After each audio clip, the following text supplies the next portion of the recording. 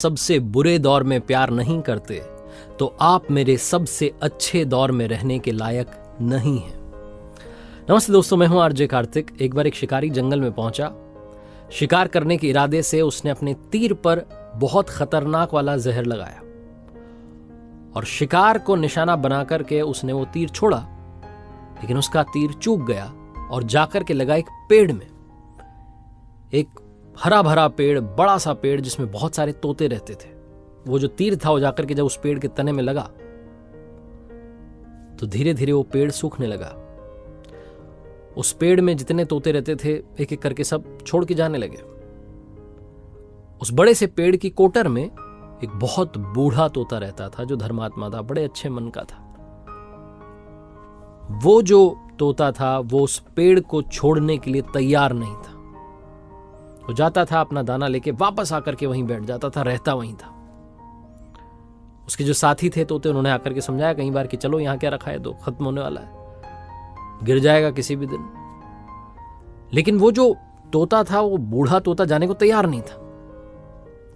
ये बात देवराजेंद्र तक पहुंची कि ऐसा एक तोता है जो एक पेड़ में जो सूखने को आया है, जिस पर जहरीला तीर लग चुका है, जो खत्म होने का है, उसमें रह रहा है।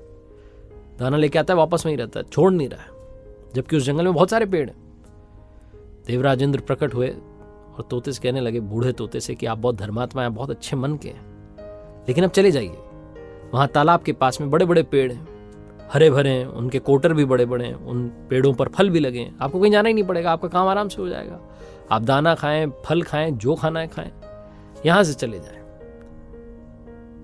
जो तोता था उसने कहा कि क्षमा कीजिएगा, लेकिन आप ऐसी बात कैसे कर सकते हैं? इस पेड़ ने मुझे जीवन दिया, शिकारियों से मेरी रक्षा की, मेरी जान बचाई, हर मौसम में मेरे साथ रहा। ये कोटर मेरा घर है। इस पेड़ को छोड़ करके कैसे जा सकता हूं जिस पर मैं पला बढ़ा हूं? आज इस पर संकट आया तो क्या मैं इसे छोड़ करके चला जाऊं? मैं ऐसा कभी नहीं कर सकता। देवराजेंद्र जो थे वो प्रसन्न हुए तोते की इस बात से कि कितनी खूबसूरत बात कही है। उन्होंने कहा कि मांगो, आपको क्या मांगना है? उस बूढ़े तोते ने कहा कि बस इतना ही मांगना है कि जिस पेड़ ने मुझे जन्म दिया, जहां मैं रहा, पला बढ़ा, जो मेरी जन्मभूमि कह सकते हो आप, इसे वापस वैसा ही कर दो जैसा था। देवराजेंद्र ने अमृत से उस पेड़ को सींच दिया, वापस से वो हरा भरा हो गया। वापस उस पर आकर के बाकी तोते रहने लगे।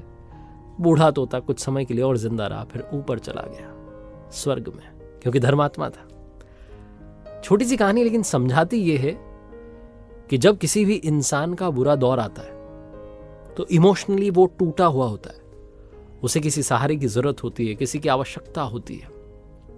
अगर आप ऐसे समय में उसे छोड़कर चले जाएंगे, उससे बात नहीं करेंगे, मुंह मोड़ लेंगे कि ये तो अपने जीवन की सबसे कमजोर अवस्था में आ चुका है, कमजोर दौर में आ चुका है, तो आपसे बुरा कोई नहीं है।